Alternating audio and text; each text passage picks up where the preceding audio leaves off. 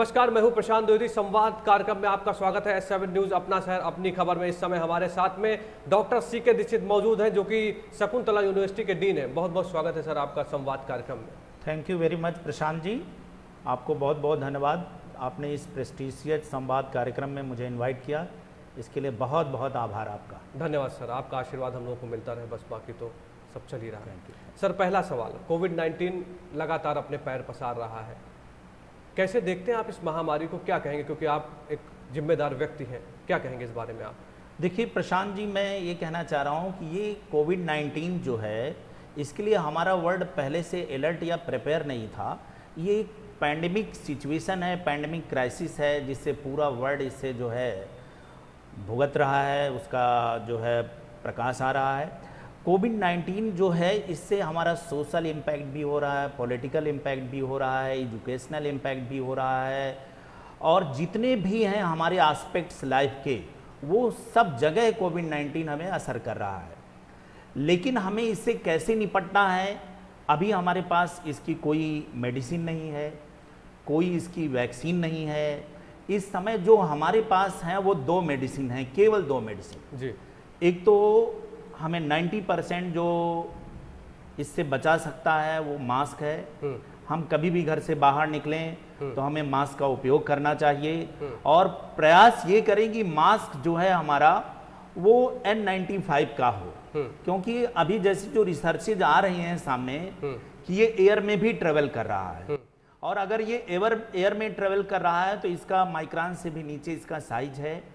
ये एक पूरा का पूरा जो है RNA मॉलिक्यूल है, जिस पर की प्रोटीन स्ट्रक्चर है। तो ये जो एयर में ट्रेवल कर रहा है, इससे जो हमारे जनरल मास्क हैं, इनमें अगर हम कोई टिश्यू पेपर लगा करके ऐसे सिचुएशन करके नहीं, तो संभावना है कि 1-2% ये हमारी बॉडी में एंटर कर सकता है हमारे माउथ के थ्रू। या 95 से हमें पूरा प्रोटेक्शन मिलता है, 99% प्रोटेक्शन मिलता है। दूसरी बात ये कि हम कम से कम लोगों से मिलें, कम से कम घर से बाहर निकलें, और कम से कम जिससे भी बात करें, जहां भी जाएं, 6 फीट की दूरी मेंटेन करते रहें। ये साल 2020, जब तक की वैक्सीन या हमारी कोई मेडिसिन नहीं आती है, प्रोबेबली बिगनिंग ऑफ 2021 में हमारी मेडिसिन आ सकती है, वैक्सीन आ सकती है। उसके पहले तक हमें पूरे प्रिकॉशंस यूज करने हैं, अपनी लाइफ को सेव करना है।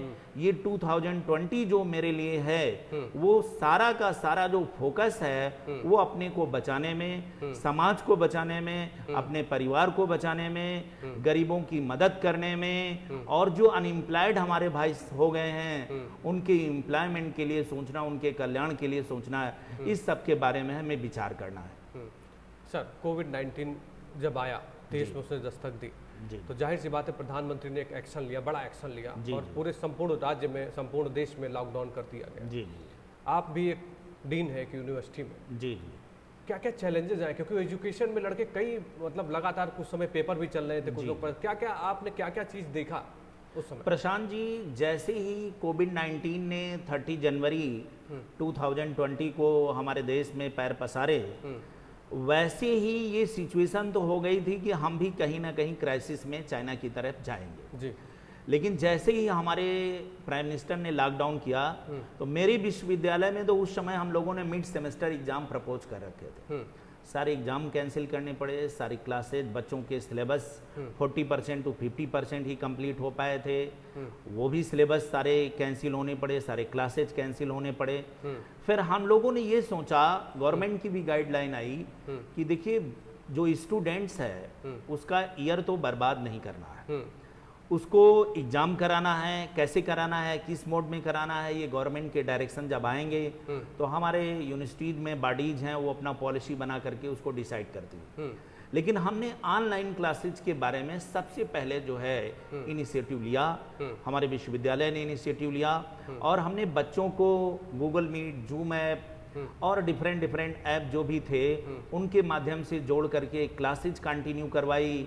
कुछ वीडियो जो है हम रिकॉर्ड करके यूट्यूब पे उनको सेटअप करके बच्चों तक पहुंचा रहे थे वीडियोज की हमारी क्लास। कुछ हम ई कंटेंट डेवलप कर रहे थे, हमारी फैकल्टी डेवलप कर रही थी, और ई कंटेंट को हम यूनिवर्सिटी की वेबसाइट पे अपलोड करवा करके बच्चों को भेज करके बच्चों के सिलेबस को किसी तरह से कंप्लीट कराया। अब इधर गाइडलाइन गवर्नमेंट की आई है कि हमारा जो फाइनल सेमेस्टर का बच्चा है उसका हमें एग्जाम करवाना है। तो इस संबंध में अभी हमारे ऑनरेबल वाइस चांसलर से मेरी 2 दिन पहले बात हुई कि इस संबंध में गाइडलाइन डेवलप करना है कि इसको ऑफलाइन करना है या ऑनलाइन करना है। नो डाउट ऑफलाइन में बहुत रिस्क है, वो रिस्क लेने की क्षमता अगर हम अपने बच्चा दूर से है, हॉस्टल ओपन करते हैं, कोविड-19 फैलने का डर हो सकता है, हमारे बच्चों को नुकसान हो सकता है, तो हम ऑनलाइन पे थिंक कर रहे हैं। उसका एक प्रपोजल सेटअप करके मंडे को मैंने अपनी फैकल्टी की मीटिंग रखी है और उस मीटिंग में एक पूरा प्रपोजल सेटअप करके हम ऑनरेबल अपने वाइस चांसलर के सामने पुटअप करेंगे और उनके मार्गदर्शन के अनुसार आगे की बात करेंगे। जहां तक मैं आपको ये बताना चाह रहा हूं कि फर्स्ट ईयर सेकेंड ईयर जो हमारे फाइनल ईयर में बच्चे अभी नहीं हैं, जो हमारे बच्चे फर्स्ट ईयर में हैं, सेकेंड ईयर में हैं, उन बच्चों के लिए एक गाइडलाइन, प्रमोशन स्कीम की गाइडलाइन, उनका एग्जाम नहीं करवाया जाना है, ये गवर्नमेंट ने डिसाइड कर दिया है। तो उनको कैसे प्रमोट कराएंगे हम, उनके इंटरनल एग्जाम के द्वारा या उनके जो प्रेजेंटेशन वगैरह होते हैं उसके द्वारा, तो वो एक गाइडलाइन पूरा ब्रीफ अप करके जिससे किसी भी बच्चे को कोई नुकसान। देखिए प्रशांत जी, ये है कि अगर हम एग्जाम ले रहे हैं या प्रमोशन स्कीम अपनी डेवलप कर रहे हैं तो हमें 100% बच्चे को सेटिस्फाई करना है और इक्वलिटी भी रहे। मतलब जो बच्चा टॉप करने वाली पोजीशन में, हमें ऐसा सेटअप करना है फार्मूला कि वो टॉप की पोजीशन में ही पहुंचे। और सपोज करिए हम ऑफलाइन एग्जाम कराते हैं और अगर एक भी बच्चा किसी कंटेनमेंट जोन में है या कहीं ऐसी जगह है जो एग्जाम में नहीं पार्टिसिपेट कर पा रहा, तो हमारा तो एग्जाम फेल हो जाएगा। अब ऑनलाइन एग्जाम की बात है, हम ये देख रहे हैं कि हमारे बच्चों के पास क्या फैसिलिटीज है, हम उनसे भी कंसल्ट करेंगे, हम बच्चों से भी बात करेंगे कि भाई इस सिचुएशन में हम कैसे आपके एग्जाम लें, आप भी कुछ सुझाएं, कुछ हम सुझाव देंगे और एक कॉमन मिनिमम प्रोग्राम बच्चों की कंसल्ट से, फैकल्टी की कंसल्ट से और हायर अथॉरिटीज के अप्रूवल से, गवर्नमेंट के डायरेक्शन से बना करके हम आगे बढ़ेंगे, जिससे हमारे छात्र और हमारा विश्वविद्यालय दोनों जो है आगे सर्वाइव कर सकें। सर, आपने ऑनलाइन क्लासेस की बात की। जी जी। एक बहुत बड़ा देखिए चैलेंज है सर, कई ऐसे बच्चे भी आपके यहाँ होंगे जिनके साथ में जी हो सकता है 3G 4G मोबाइल ना हो उनके पास में, तो ऐसी समस्या से निपटने के लिए सर क्या सोचा आपने कि मतलब जो बच्चों को जो परेशानी है, जो नहीं पढ़ सकते इस तरह से, उनके लिए, और बीमारी ऐसी है कि इसमें आप किसी से मिल नहीं सकते हैं, समुचित दूरी भी आपको बनाना है, मास्क भी लगाना है, तो कई सारे निर्धन बच्चे होंगे जिनको आप लोग पढ़ाते होंगे, उनके बारे में क्या सोच है सर आप? प्रशांत जी, शायद आपको इस बारे में नहीं पता, मेरा जो विश्वविद्यालय है वो एक रिहेबिलिटेशन यूनिवर्सिटी है जी। रिहेबिलिटेशन यूनिवर्सिटी में क्या होता है कि हमारे पास जो भी इनटेक होता है उसमें 50% हम जनरल बच्चे को लेते हैं, मतलब जो शारीरिक रूप से स्वस्थ है और बिल्कुल परफेक्ट है, और 50% हमने रिजर्व कर रखा है जो हमारे दिव्यांगजन हैं, जो डिसेबल है। अच्छा, और हम उनको एक ही क्लास में सारी जो शिक्षा है, जो एजुकेशन है, साथ साथ देते हैं। सपोज करिए मैं फिजिक्स पढ़ा रहा हूं तो एक हमारे पास ऐसा बच्चा है जो डेफ है। डेफ का मतलब जो कान से ना सुन सकता है ना मुंह से बोल सकता है, केवल आइज से ही उसको रिफ्लेक्ट हो रहा, मेरी क्लास में है। अच्छा।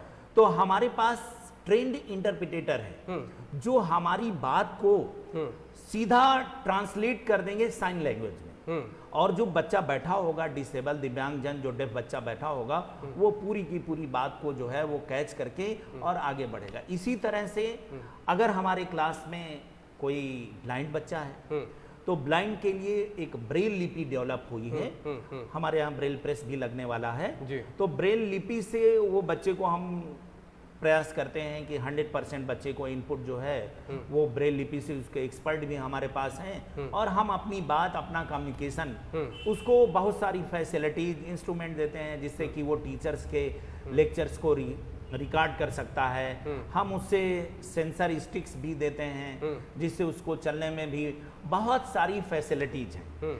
और इवन गवर्नमेंट ने व्यवस्था कर रखी है कि जो भी दिव्यांगजन बच्चा होगा उसको रहने की रेजिडेंशियल फैसिलिटी उसकी एजुकेशनल फैसिलिटी 100% फ्री हमारा यूनिवर्सिटी, हमारा विश्वविद्यालय गवर्नमेंट के सहयोग से प्रदान करता है। अब जहां तक बात है कि हम बच्चे को क्या देना चाहते हैं, क्या इनपुट करना चाहते हैं, मोबाइल वाली बात है, तो हमने आपको बताया कि हमने छोटे छोटे व्हाट्सएप ग्रुप बना रखे हैं बच्चों के। अच्छा। और खासकर जिस फैकल्टी का मैं डीन हूँ, मैं सारे, चाहे वो फिजिक्स हो, चाहे वो केमिस्ट्री हो, चाहे माइक्रोबायोलॉजी हो, चाहे जो सब्जेक्ट हो, मैं सारे बच्चों फर्स्ट ईयर से लेकर फाइनल ईयर के बच्चों तक उसके व्हाट्सएप ग्रुप में हम इनरोल हैं। बाई चांस अगर कोई बच्चा व्हाट्सएप ग्रुप में नहीं है तो हम उससे बात करते हैं, उसकी समस्या को समझते हैं, और ऐसा नहीं, हम लोग एक कॉमन मिनिमम प्रोग्राम बना करके उसको सपोर्ट करते हैं। अपने स्तर से भी मैं सपोर्ट करता हूं कि ये कोई आजकल बहुत बड़ी चीज नहीं हो गई है कि हमारे पास मोबाइल फोन नहीं है या ऐसी बात नहीं है तो हम उसको सपोर्ट नहीं कर सकते हैं। देखिए, ऑनलाइन क्लासेज में इंस्ट्रूमेंट तो जरूरी है, बिल्कुल बिल्कुल। बिना इंस्ट्रूमेंट से हम उसको मोबाइल पे या किसी संचार माध्यम से या कोई चिट्ठी लिख करके बता नहीं सकते हैं एकदम। और कॉमन में 99% बच्चों के पास आजकल ये अवेलेबल है। हाँ। क्योंकि बच्चे साइंस के जो होते हैं उनके पास फाइनेंशियल थोड़ा प्रॉब्लम भी कम होती, मैं आपको बताऊं। जी जी जी। जो साइंस का बच्चा है, महानगर में रह रहा है, अगर उसने 2 ट्यूशन भी पढ़ाने चालू कर दिए साथ में, तो वो अपनी फाइनेंशियल जो उसकी रिक्वायरमेंट है उसको फुलफिल कर लेता है। जी जी जी। और इस तरह से ये कोई प्रॉब्लम नहीं है। अभी तक मेरे नॉलेज में ऐसा कोई केस नहीं आया कि किसी बच्चे ने कहा हो कि सर मेरे पास फोन नहीं है, मेरे पास जो है इंस्ट्रूमेंट नहीं है और मैं ऑनलाइन क्लासेस नहीं कर पा रहा हूँ। अगर ऐसी कोई बात आएगी तो हम फिर उससे बाद में आगे बात करेंगे। ये मैं साइंस फैकल्टी की बात कर रहा हूँ कि वहां पर ऐसी कोई दिक्कत नहीं है। अभी आपके सामने ऐसी कोई दिक्कत नहीं है। चलिए आगे बढ़ते हैं सर। कोविड-19 के लिए तो जाहिर सी बात है कि आदमी को समुचित दूरी बनाना पड़ेगा, मास्क लगाना पड़ेगा, सावधानी बरतनी पड़ेगी, क्योंकि अभी कोई वैक्सीन नहीं बनी इसकी। और S7 भी अपने चैनल के माध्यम से लगातार इस बात की अपील करता है कि लोग जो है वो मैं देखता रहता हूँ, बहुत जी जी समुचित दूरी बनाएं और मास्क लगाएं, कम से कम घर से बाहर निकले। आगे बढ़ते हैं, आपके बारे में कुछ बातचीत करते हैं।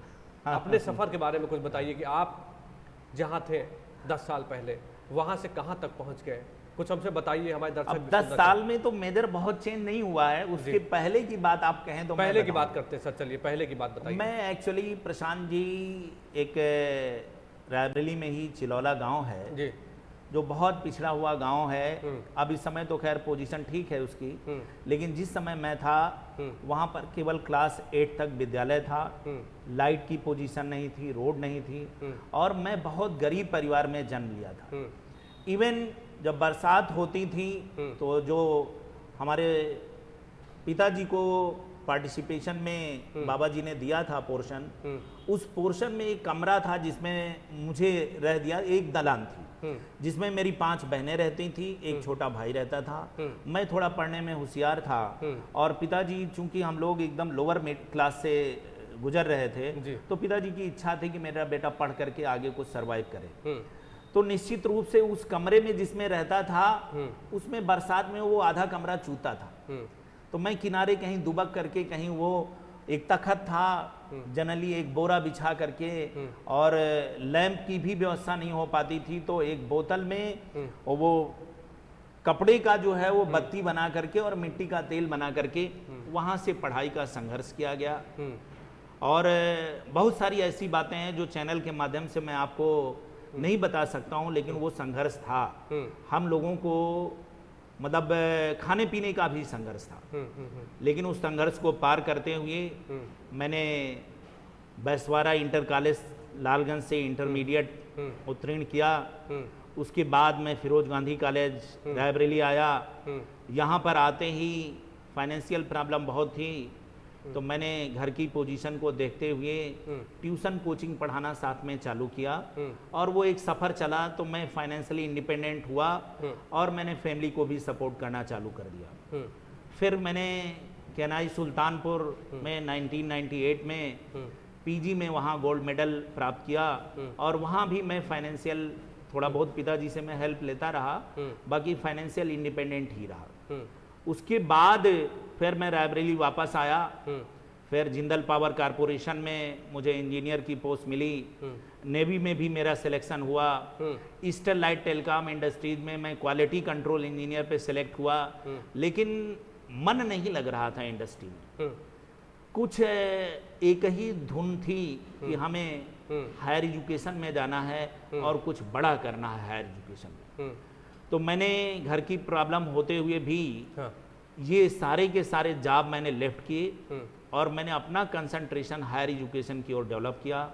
और आप जानते हैं कि रायबरेली में मैंने एक संस्था भी उस समय संघर्ष के दिनों में एक डेवलप किया था और उस संस्था ने रायबरेली में एक बहुत अच्छी पोजीशन बनाई थी और उस संस्था के द्वारा ही फाइनेंशियली मैं इंडिपेंडेंट हुआ, फैमिली को इंडिपेंडेंट किया, रिलेटिव को मैंने सपोर्ट किया और मैंने जो मेरे छात्र आते थे जी, मैंने छात्रों से मेरा बड़ा लगाव था और चूंकि मेरे पास जो छात्र आते थे वो गांव से, देहात से, फतेहपुर से आ रहे हैं, प्रतापगढ़ से आ रहे हैं, सुल्तानपुर से आ रहे हैं पढ़ने की, वो एक क्राउड, बछरावा से आ रहे हैं, सिवगढ़ से आ रहे हैं, वो एक क्राउड आता था और देहात का बहुत बड़ा क्राउड था। देहात की गरीबी को मैंने देखा था, उसको जिया था। तो मैंने किसी भी बच्चे को कभी फीस के लिए बहुत स्टिक नहीं किया और अगर मेरी नॉलेज में आ जाता था कि नहीं इसको कोई प्रॉब्लम है तो मैं उसकी फीस सारे सब्जेक्ट की माफ करता था जी। और उसको सपोर्ट करता था। ये मेरी एक मतलब धनोपार्जन मेरा एक उद्देश्य कभी नहीं रहा। मैंने हमेशा ज्ञान को बांटा, इसीलिए आज जो छात्र हैं हमारे वो मुझको बड़ा लाइक करते हैं, मुझको बड़ा पसंद करते हैं, आज भी वो मुझसे जुड़े हुए हैं और मैंने ये वास्तव में एक जिंदगी में अपने लाइफ में गेन प्राप्त किया है और उन्हीं छात्रों की दुआएं हैं, सबकी दुआएं हैं कि मैं आज इस पोजीशन पे हूँ। और इन विकट परिस्थितियों के बाद एक गांव का बच्चा एक राज्य स्तरीय विश्वविद्यालय में पहुंचा, इसके लिए हमारे छात्र, हमारे माता पिता और हमारे साथी, इन सब का आशीष ही है प्रशांत जी, और कुछ नहीं। चलिए सर, बहुत संघर्ष भरी आपकी कहानी है, हमको आज पता लगा, पहली बार हम लोग को जानकारी मिली और हमारे दर्शक भी सुन रहे होंगे, जो कोई देख रहे होंगे, उनको कहीं ना कहीं आपसे प्रेरणा मिलेगी कि जिस तरह से आपने संघर्ष किया वो वाकई में काबिल तारीफ है। चलिए आगे बढ़ते हैं। सर ये बताइए कि सबसे बड़ा आपको क्या लगता है कि मतलब अपने शहर के हैं आप, अपने ज़िले के बारे में क्या सोचते हैं? अपने अब जब आप इस पोस्ट पे पहुंच गए, इस जगह पहुंच गए, तो जाहिर सी बात है जो संघर्ष जिसने देखा है उसको हर तरह का दर्द पता है जी। अपने रायबरेली के बारे में क्या सोचते हैं? क्या विजन है यहाँ को लेकर? क्या सोचते हैं आपकी यहाँ के लिए क्या करना चाहिए, क्या क्या चीज़ें बाकी हैं, कहाँ कहाँ रायबरेली हमारा पिछड़ा है शिक्षा के क्षेत्र में? देखिए प्रशांत जी, मैं जहाँ तक बात करता हूँ एजुकेशनल पॉइंट ऑफ व्यू से जी, तो हमारे पास इंटर तक तो मैं नहीं कह सकता हूँ, क्योंकि इंटर तक काफ़ी रेपुटेटेड इंस्टीट्यूशन हमारे रायबरेली में हैं और वो परफॉर्म भी कर रहे हैं जी। लेकिन जहाँ पर बात होती है हायर एजुकेशन की, तो ये गैप डेवलप हो रहा है और हायर एजुकेशन में अभी कोई भी मैं नहीं कह सकता हूँ कि कोई एक ब्रांडेड, कोई एक रेपुटेटेड एजुकेशनल ग्रुप रायबरेली में आया हो ना। बिट्स, चाहे बिट्स वाला, बिरला वाला हो, चाहे वेल्लोर वाला हो, चाहे एमआईटी वाला हो, मतलब इस तरह से कोई बड़ा ग्रुप यहाँ पर नहीं आया है। और दूसरा पॉइंट ये कि यहाँ पर इतने दिन तक मैं कह सकता हूँ कि हमारी जो गवर्नमेंट्स है वो रायबरेली से परफॉर्म होती थी, इसके पहले अभी तक कोई यूनिवर्सिटीज हम डेवलप नहीं कर पाए। Rajiv Gandhi university of petroleum studies है, वो अब अमेठी में चला गया है और उससे अब हमारा नाता नहीं है। लेकिन रायबरेली में जो तात्कालिक रूप से एक विश्वविद्यालय की जरूरत है और उस विश्वविद्यालय में एक मेडिकल कॉलेज होना चाहिए, एक नर्सिंग कॉलेज होना चाहिए, एक इंजीनियरिंग इंस्टीट्यूट होना चाहिए, मतलब प्रोफेशनल पॉइंट ऑफ व्यू से ज़्यादा होना चाहिए। क्योंकि जो जनरल डिग्रीज हैं उनके लिए हमारे पास रेपुटेटेड कॉलेज हैं और वो एजुकेशन प्रोवाइड कर रहे हैं।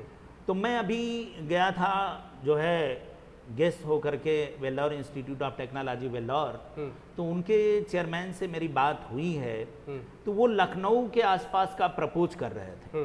तो मैंने उनसे कहा कि लखनऊ और रायबरेली के बीच में अगर बछरावा के आसपास आप देखेंगे तो आपको लैंड भी मिल जाएगी, क्योंकि थोड़ा बड़ा ग्रुप है, वो 1000 एकड़ से नीचे डेवलप नहीं करते हैं, उनकी अपनी एक क्वालिटी है, उसको वो मेंटेन रखते हैं। तो हमने कहा वहाँ लैंड भी मैं दिलाने का प्रयास करूंगा और मैं आपकी पूरी हेल्प करूंगा। वहाँ से लखनऊ भी अप्रोचेबल हो जाएगा और रायबरेली भी हमारी अप्रोचेबल हो जाएगी, रायबरेली के लोग भी उसको बेनिफिट को उठा सकते हैं। बिल्कुल। तो ये सब प्लानिंग है, इस पे हम लोग विचार कर रहे हैं, सोच रहे हैं। अपनी मातृभूमि है, काफ़ी हद तक कर्म भूमि भी है, तो इसके लिए कुछ ना कुछ तो बड़ा जरूर करना है और इस दिशा में प्रयासरत है।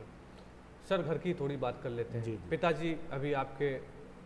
पिताजी हमारे हैं और जवाहर विहार कॉलोनी यही रायबरेली में मेरा घर है, छोटा भाई रहता है वहाँ पे और पिताजी भी हैं, माताजी भी हैं। कैसा लगता है उन लोगों को जब मुलाकात आप करते हैं, क्योंकि आप वो दिन याद आते होंगे जब पानी चू रहा है और जी। आप एक किनारे बैठ के पढ़ाई कर रहे हो? पिताजी मेरे बहुत डाउन टू अर्थ हैं जी। और मैं आपको बताऊं कि जब हम लोग 5 बहनें थी, खाने का भी संकट था, उनकी डेली वेजेज की नौकरी थी, तो उनका अगर साइकिल का ट्यूब खराब हो जाता था तो गांव में जो पैरा नहीं आता है जी। वो खुद ही इंस्ट्रूमेंट लेकर के उसको पैरा भर करके उसको ताकत से खींचते थे। और जो वो जब जॉब करने जाते थे डेली वेजेस, तो एक चिलौला गांव है, वहां से पूरे भैरव मिस्र में उनकी डाकिया की नौकरी लगी थी। हमें याद है कि बरसात के दिनों में एक नाला, मथना नाला उसको कहते हैं, वो मथना नाला पूरे उफान पे रहता था और उनको जाना तो तैर करके वो जाते थे और तैर करके आते थे। हम लोगों की सांसें बंद रहती थी, बड़ा चिंतित रहते थे। तो उन्होंने बड़ा संघर्ष किया, हमने कोई संघर्ष नहीं किया। मैं आपको बताऊं, उनके संघर्ष के आगे, उनकी प्रेरणा के आगे हम लोगों का संघर्ष वास्तव में नगण्य है। आज भी वो जो है मेरे 80+ हैं वो, लेकिन उनके अंदर वही जमीनी भाव है, वही जमीनी लगाव है और वो वास्तव में मेरे लिए तो इस पृथ्वी के भगवान हैं। माता पिता दोनों लोग हमारे। माताजी, जब मैं कभी पढ़ने जाता था, आप संस्करण माताजी पिताजी का कर दिए, तो मैं आपको बताऊं कि पिताजी बहनों की शादी भी करनी थी, उसमें भी कुछ बचत करनी थी, तो मुझे ज़रूरत रहती थी, कभी फीस भरना है, कभी कॉपी लाना है, कभी किताबें लाना है, तो मेरी माताजी कहीं घर के गगरे, कहीं बटुए वो रहन पे रख देती थी और मुझे फीस दे करके आगे बढ़ाती थी, पढ़ाती थी। तो ये सब बातें हमें याद हैं, हमारे घर वालों को भी याद हैं। हम लोग निश्चित रूप से अपनी जड़ और अपनी ज़मीन को अभी नहीं भूले हैं और उसी आधार पर आगे बढ़ रहे हैं। कहीं कोई हम लोग पिताजी को जब आप कभी यूनिवर्सिटी आप लेके गए या कभी जब आपके साथ में आए, उस समय उनकी आंखों में क्या देखा आपने, या आपको क्या लगा कि कुछ लगा कि मैंने कुछ कर दिया है इतना कि उनकी आंखों में खुशी दिखाई पड़ रही है? मैं पिताजी को जब भी लखनऊ लेके जाता हूँ तो मैं देखता हूँ कि जैसे वो रायबरेली में थोड़ा सा मतलब जनरली झुक के चलते हैं, वहाँ पर वो थोड़ा मोछें बड़ी रखते हैं। वो अपने चेहरे को और अपने सीने को टाइट कर लेते हैं जब मुझे बगल में पाते हैं और मुझे लगता है कि अंदर अंदर उन्हें बहुत अच्छा लगता है कि मेरा ये बेटा मेरे नाम को आगे बढ़ा रहा है और बहुत अच्छा लग रहा है। चलिए, आपने इतना समय दिया, लखनऊ से आप आए S7 के स्टूडियो में, इतना समय दिया, हमारी शुभकामनाएं सर आपको कि आप रायबरेली में भी यूनिवर्सिटी बनाएं, रायबरेली को भी आगे बढ़ाएं।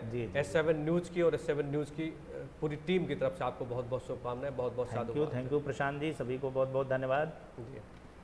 तो ये थे doctor C.K. Dikshit, Shakuntala university के डीन हैं। इनके लिए 2 लाइनें हैं। कौन कहता है आसमां में सुराख नहीं होता, एक पत्थर तो तबीयत से उछालो यारो।